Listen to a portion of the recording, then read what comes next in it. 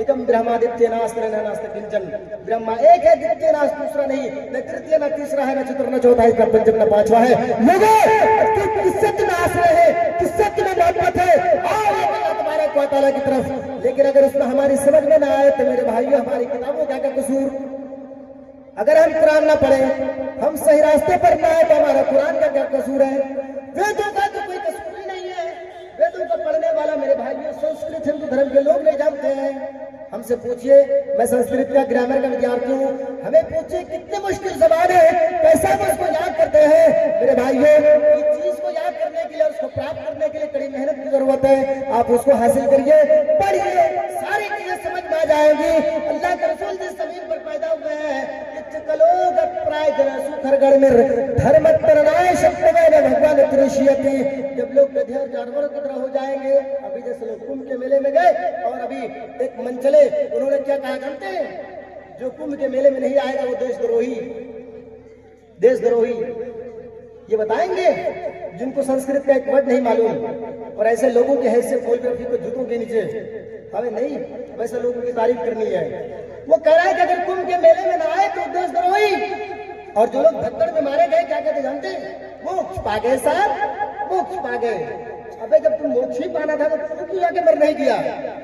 लोगों का क्यों दिमाग खाया जा रहा है? लोगों के ऊपर बोझ क्यों बना हुआ है? तुम्हें खुद के तुम्हारे धर्म के बारे में पता नहीं है?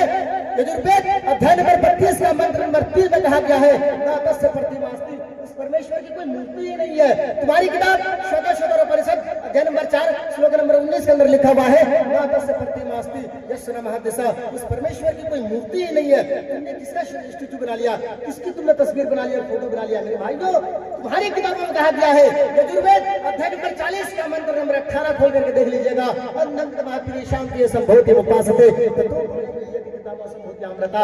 मेरे भाइयों, अगर उस मंचले को वेद की ज्ञान होता तो वो इस तरह की बातें नहीं कहता कि जो कुंभ के मेले में नहीं गया है वो देशद्रोही, देशद्रोही। तुम्हारी किताबें खुल करके बोल रही है, अंधन मातृ शांति संभवति उपासते तो संभवति अमृता।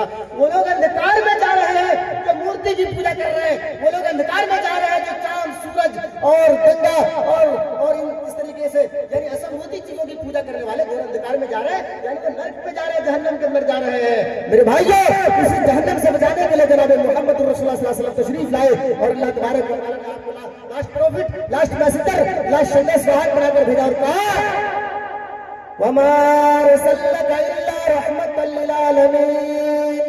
ऐ लोगों, हमने तुम्हारे दरमियान जनाब मोहम्मद रसूलुल्लाह सल्लल्लाहु अलैहि वसल्लम को last profit, last messenger, last संदेश वाहक बनाकर भेजा और तमाम लोगों के लिए रहमत बनकर के आए। आपकी रहमत को गवारा नहीं है कि लोग जहन्नम के अंदर जाए, आपकी रहमत को गवारा नहीं है कि लोग नर्क में जाए, स्वर्ग के बजाय पैराडाइज में जाए, जब नर्क के अंदर जाए, जहन्नम के अंदर जाए। आपने इन तमाम गलात और गंदगी से निकाल करके लोगों को कहा कि लोगों, इहदिना सिरातल मुस्तकीम, मैं इस रास्ते पर चलो, मोक्ष पा जाओगे। आइए, श्री कृष्ण जी बड़ी प्यारी बात कहते हैं, मोक्ष कहाँ मिलेगी? गंगा स्नान करने से नहीं मिलेगी। और मोक्ष कहाँ पाओगे? आओ, श्री कृष्ण जी की बहुत प्यारी बात मैं सुनाने जा रहा हूँ। श्रीमद् भगवद गीता 16 अध्याय 66वें मंत्र, हवाला नोट कर लीजिए। श्रीमद् भगवद गीता 16 अध्याय 66वें मंत्र के अंदर श्री कृष्ण जी बहुत प्यारी बात कहते हैं। आइए, प्यारी मंत्र मैं आपको सुना देना चाहता हूँ। सर्वधर्मान् परित्यज्य मामेकं शरणं व्रजः, अहं त्वां सर्वपापेभ्यो मोक्षयास्मि मा शुचः। मोक्ष कहते हैं किसी चीज से निकल करके सिरात मुस्तकीम पर आ जा रहा है, गलाजत और गंदगी से निकाल करके इधर सिरात मुस्तकीम का मिस्ताक बन जा रहा है, इसको कहते हैं मोक्ष। संस्कृत का वर्ड है मोक्ष। मोक्ष का मतलब इन तमाम गलाजत और गंदगी से निकाल करके पैराडाइज की तरफ आइए, उसको कहते हैं मोक्ष। मंत्र का तर्जुमा ये है, सर्वधर्मान् परित्यज्य, सारे धर्मों को छोड़ दो, मामेकं शरणं व्रजः, मेरी शरण में आ जा, अहं त्वां सर्वपापेभ्यो, अब तक जो तुम पाप कर रहा था, गुनाह कर रहा था, मोक्षयास्मि मा शुचः, अगर तुम इस्लाम कबूल कर लोगे, पैराडाइज पा जाओगे, जन्नत पा जाओगे, हम मोक्ष कर देंगे। मेरे भाइयों, आज कहा जाता है कि इस्लाम दहशतगर्दी का अड्डा है, इस्लाम आतंकवाद का तालीम देता है, मगर मदरसे में लोग आतंकवाद का शिक्षा देते हैं। मेरे भाइयों, मदरसा ऐसी जगह है, मदरसे से जो पढ़कर बच्चे निकलते हैं वो तुम्हारी किताबों से बता रहे हैं कि तुम्हारा धर्म जो जिसको तुम सनातन कहते हो, हिंदू कहते हो। अब से कुछ दिनों तक मैं हिंदू धर्म सुनता चला रहा था। जब मैं छोटा था, बचपना था, कोई आदमी अगर किसी आदमी से मैं पूछता था कि तुम किस धर्म से ताल्लुक रखते हो, तुम्हारा रिलीजन क्या है, वो ये कहते थे कि मैं हिंदू धर्म से ताल्लुक रखता हूँ। भाई अभी जब उसकी शेड्यूल मालूम हो गई, उनका डिफिनेशन उन्हें मालूम हो गया कि हिंदू का कोई शब्द ही नहीं बनता है। हिंदू का मतलब ये होता है सिंधु नदी के इस पार के रहने वाले को, अरब कंट्री के लोग हिंदू कहा करते थे, यानी सिंधु नदी के इस पार के रहने वाले को हिंदू कहा करते थे। इन लोगों ने अपना नाम ही हिंदू रख लिया है।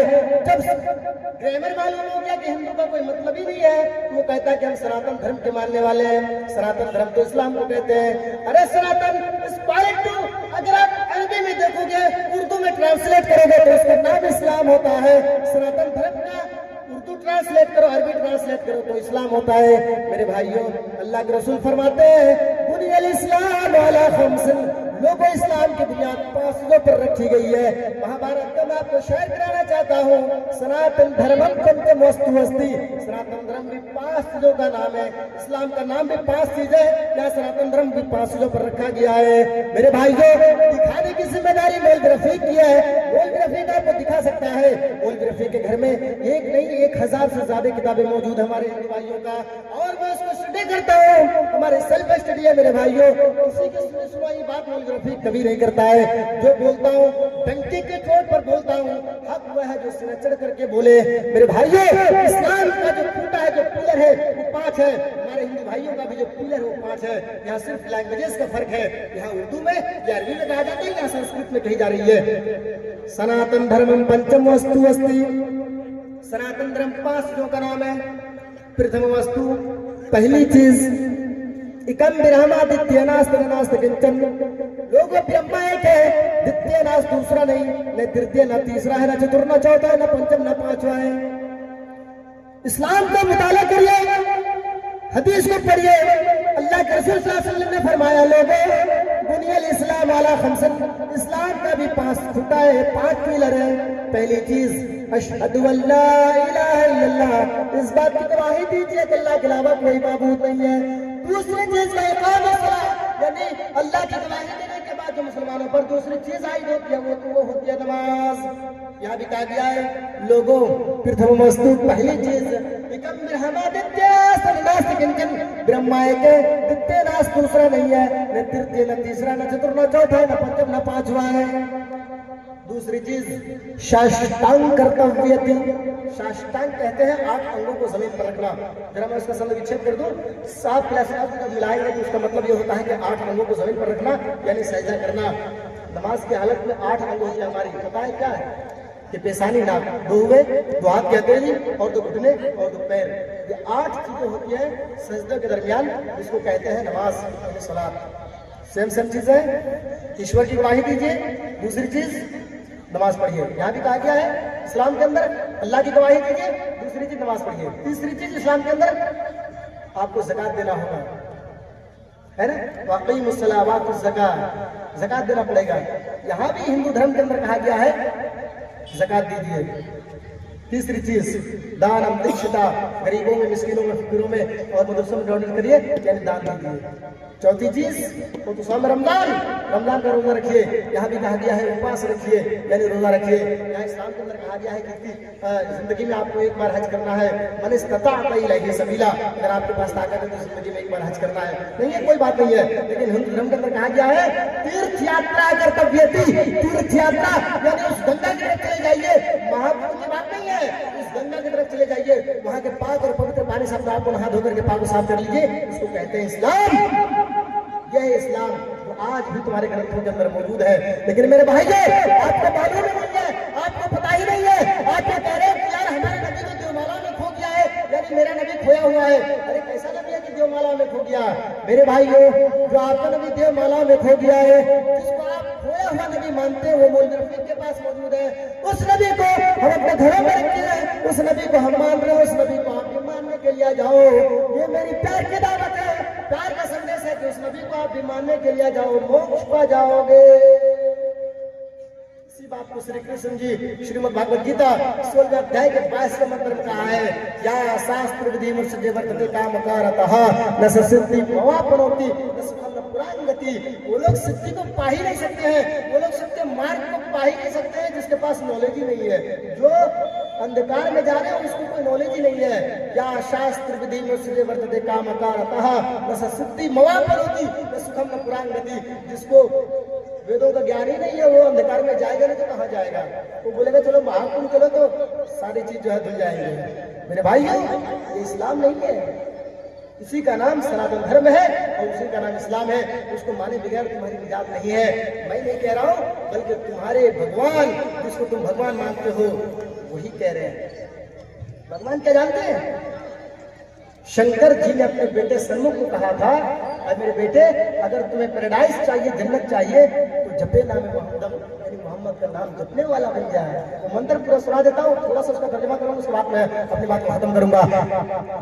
श्री कृष्ण शंकर जी अपने बेटे सन्मुख को कहते हैं, यहाँ न पक्षपात कुछ न राखो, वेद पुराण सतवत भागो, संवत विक्रम दौड़ंगा, महाकोखनस चतुर पतंगा, राजनीति भव प्रीति दिखावे, आपन मत सबका समझावे, सुरंग तुझदर सच्चारी तुमको वर्ष भैया तुम्हारी, तब तक सुंदर मत्ती कोया, बिना महामद पार न होया। महामद मोहम्मद उन्मद निरासन कल्कि ये सारे जनाब मोहम्मद रसूलुल्लाह सल्लल्लाहु अलैहि वसल्लम का संस्कृत में नाम है। बिना महामद पार ना होया। मेरे भाइयों, मोहम्मद के माने बगैर तुम्हारी निजात ही नहीं है। तुम पैराडाइज को पाओगे नहीं, जन्नत में जा ही नहीं सकते हो। तो मेरे भाइयों, प्यार की संदेश से आ जाओ, इस्लाम की तरफ आ जाओ, जनाब मोहम्मद रसूलुल्लाह सल्लल्लाहु अलैहि वसल्लम को मानने लगो। पैराडाइज पा जाओगे, जन्नत पा जाओगे, स्वर्ग पा जाओगे और मोक्ष पा जाओगे, नरक में नहीं जाओगे।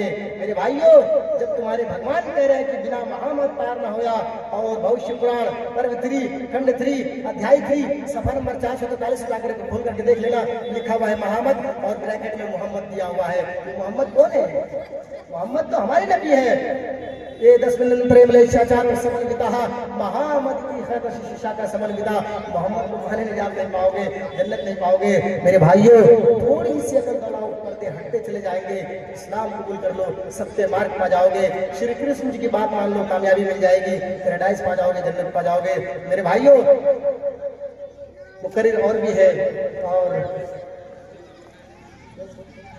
तो मेरे भाइयों, क्योंकि तबीयत भी बहुत ज्यादा खराब चल रही है और लगातार प्रोग्राम ही प्रोग्राम अभी 28 तारीख तक भरा पड़ा है, उसके बाद भी प्रोग्राम है और हर रात बोलना पड़ता है, 1 घंटे 1.5 घंटे 2 घंटे। क्या करूँ भाई, मशीन तो हूँ नहीं, इंसान ही हूँ, बोलता हूँ। लेकिन ये मशीन वाले जो देख रहे हैं ना, इन्होंने ही हम लोगों की आवाज खराब कर देता है।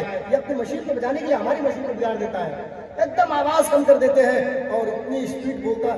जब बोलता आदमी तो उसको भाई ताकत तो लगेगी, एलर्जी तो खत्म होगी। अब एलर्जी खत्म होने की वजह से हमारी मशीन की आवाज गड़बड़ हो जाती है। तो मेरे भाइयों, मैं आपके सामने जो भी बात कहा हूँ, अल्हम्दुलिल्लाह डंके की चोट पर कहता हूँ, जहाँ भी जाऊंगा डंके की चोट पर कहूंगा, यही इस्लाम है।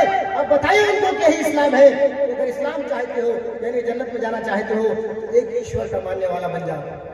जब अल्लाह के रसूल सल्लल्लाहु अलैहि वसल्लम मक्का की सरजमीन पर तशरीफ लाए तो लोग अपनी बेटियों को मार दिया करते थे, लोग अपने मकानात को जुए में लगा दिया करते थे, लोग ऐसे ज्यादातर गंदगी में मुब्तला थे, जिसको अल्लाह के रसूल सल्लल्लाहु अलैहि वसल्लम ने खोज कर निकाला और कहा कि इहदिना सिरातल मुस्तकीम, यही सीधा रास्ता है।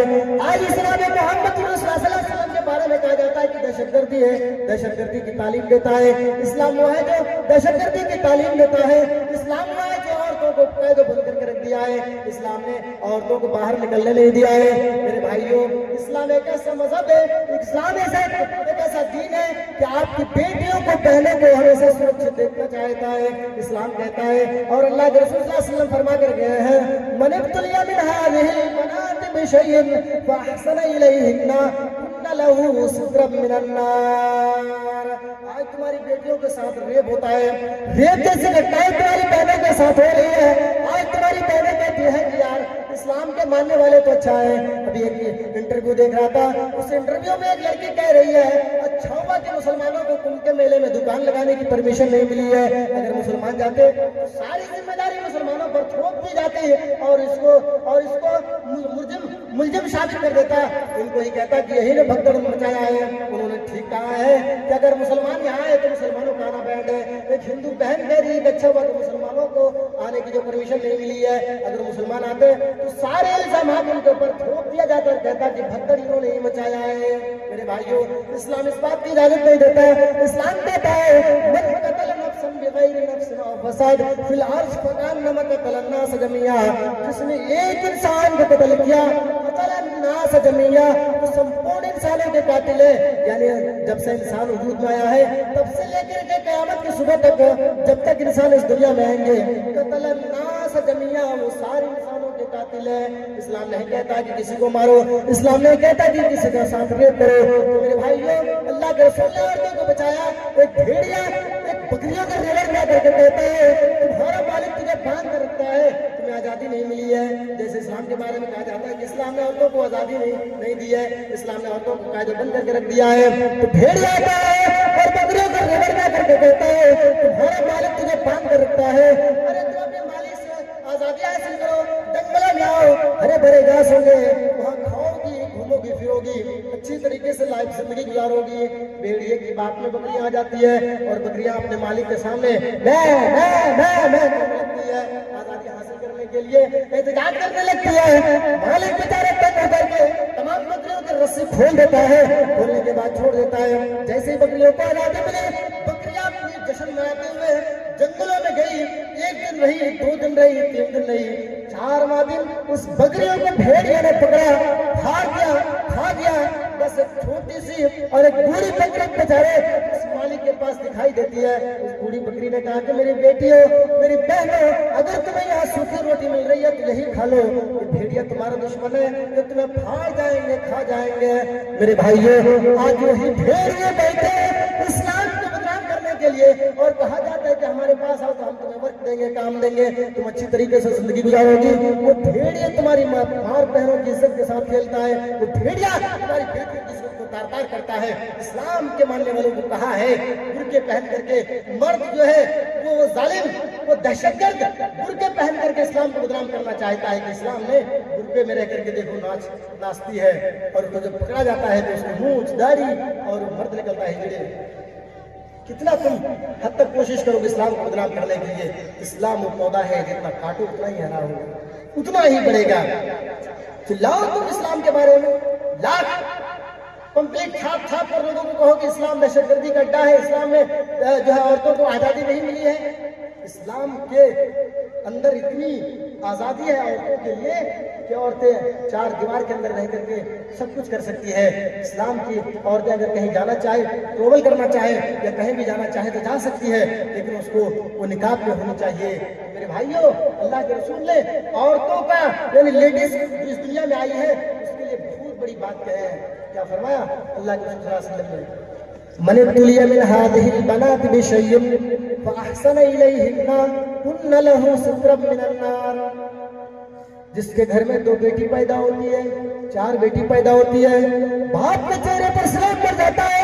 बाप बेचारा सोचता है कि भाई 2 बेटी 3 बेटी तो ऑलरेडी पहले से जहेज का सिस्टम प्रथा चली आ रही है, अरे हम 2 बेटी की जहेज नहीं, उसका इंतजाम नहीं कर पा रहे हैं। 4थी 5वीं 6थी बेटी मेरे भाई मेरे घर में आ जाती है, बाप का चेहरा सुर्ख हो जाता है, स्लोट पड़ जाता है। वो लोग अगर आपके घर बेटी पैदा हुई है, बेटी जन्म ली है, घबराने की कोई जरूरत नहीं है। अल्लाह के रसूल आपको जमानत दे रहे हैं जन्नत के अंदर जाने के लिए। मन तुलिया मिन हादिहिल बनाति बिशैइन वअहसन इलैहिन्ना कुन्न लहु सित्रम मिनन नार। जो 1 बेटी की परवरिश करे, 2 बेटी की परवरिश करे, 3 बेटी की परवरिश करे, वो कल क़यामत के दिन जन्नत में मेरे साथ ऐसे होंगे जैसे मेरी ये 2 उंगलियां हैं। मतलब यह है कि आपके घर अगर बेटी पैदा हो, उसे लिखाए, पढ़ाए, अच्छी तालीम दो और अच्छा रिश्ता दे करके उसकी शादी कर दो, तो कल क़यामत के दिन ऐसे होंगे जैसे मेरी ये 2 उंगलियां हैं।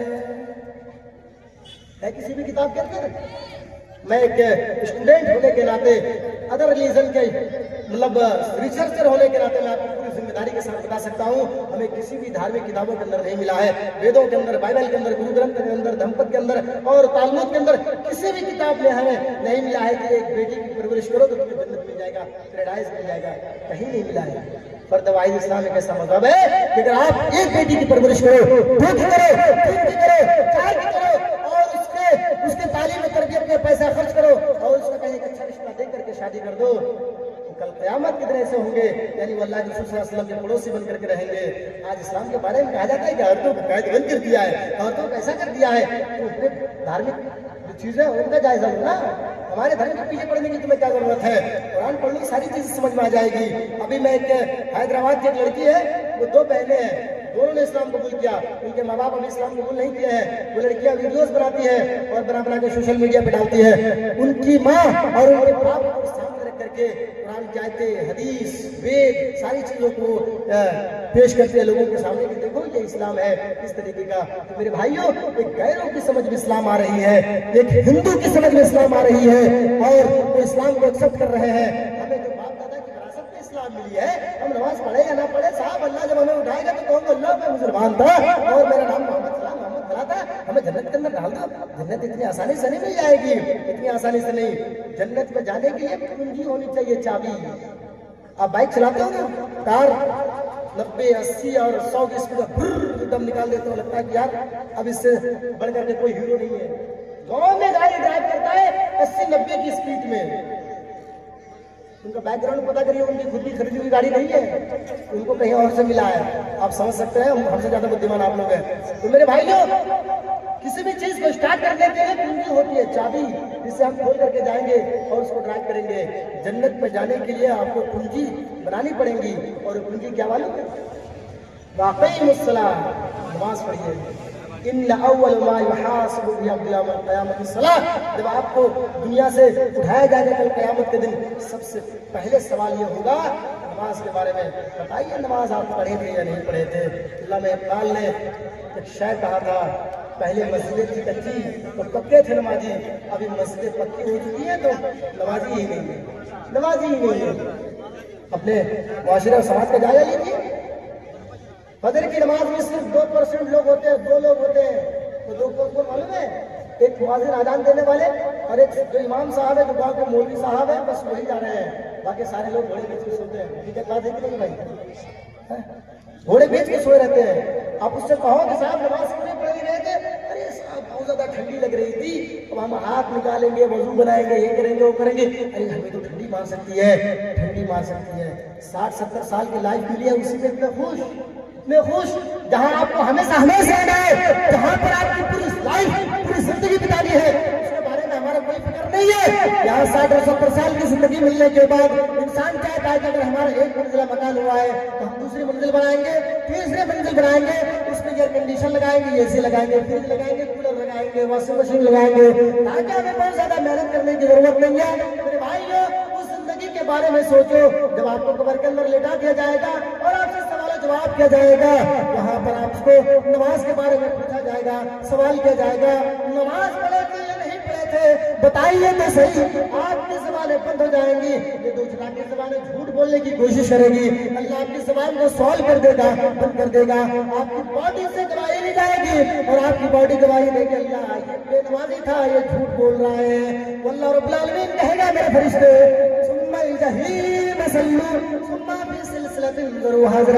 इसको पकड़ लो तख्त को और 70 गज लंबी जंजीरों से बांधो और बांधकर घसीटते हुए जहन्नम के अंदर डाल दो। इसकी कोई परेशानी हाल नहीं है। जब आपको जहन्नम के गेट के पास ले जाया जाएगा तो जहन्नम के दरोगे कहेंगे, मेरे भाई तुम्हें तो ऐसा लग रहा है कि तुम मुसलमान थे और अल्लाह के रसूल सल्लल्लाहु अलैहि वसल्लम के उम्मती थे, बताओ तुम्हारा क्या जुर्म जो तू जहन्नम के अंदर आ रहा है?